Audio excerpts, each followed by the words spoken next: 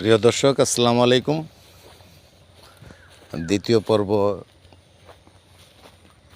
Greenland agro farm 2025-এ আপনাদেরকে স্বাগতম। বলছিলাম দ্বিতীয় প্রজেক্টটা আপনাদেরকে দেখাবো।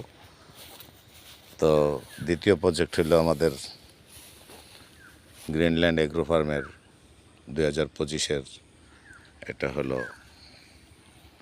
মৎস্য প্রকল্প। এটা আমরা অলরেডি পুকুর রেডি করছি, দেখতেই পাচ্ছেন। এখনো মাছ চাষের উপযোগী কইরা ওঠেনি। আমরা তো সব কিছুই আপনাদের সাথে কথা বলতেছি, সেটাও নতুন, আমাদের প্রজেক্টও নতুন। দেখছেন নতুন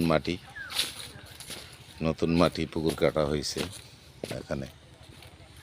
তবে কলা গাছগুলো একটু পুরানো, মোটামুটি চারি কিনারে কলা গাছ লাগাই দিছি। দেখেন পুকুরের চারিদিকে অনেক গভীরতা। এটা মোটামুটি এখনো 8-9 ফিট গভীরতা আছে পুকুরে পানি।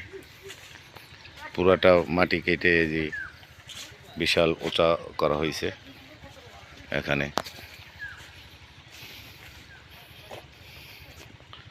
আমরা শীঘ্রই এই মৎস্য প্রকল্পটা চালু করব। মানে মোটামুটি চিন্তা ভাবনা করছি রুই, কাতলা, মৃগেল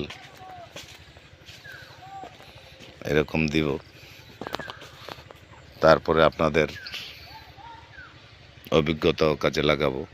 যদি আপনারা কেউ মন্তব্য করেন, সাদরে সেই মন্তব্য গ্রহণ করব। সূর্য প্রায় অস্ত যাচ্ছে, যার কারণে একটু আলো কম দেখাচ্ছে।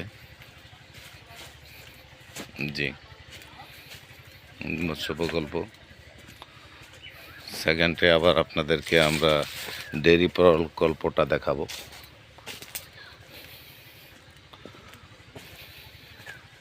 আপনাদের দোয়ায় আস্তে আস্তে আমরা অগ্রসর হচ্ছি। প্রথমত চায়না 3 লেবু চাষ দিয়ে সিডলেস যেটা, সেটা তো দেখাইলাম প্রথম পর্বে দেখালাম।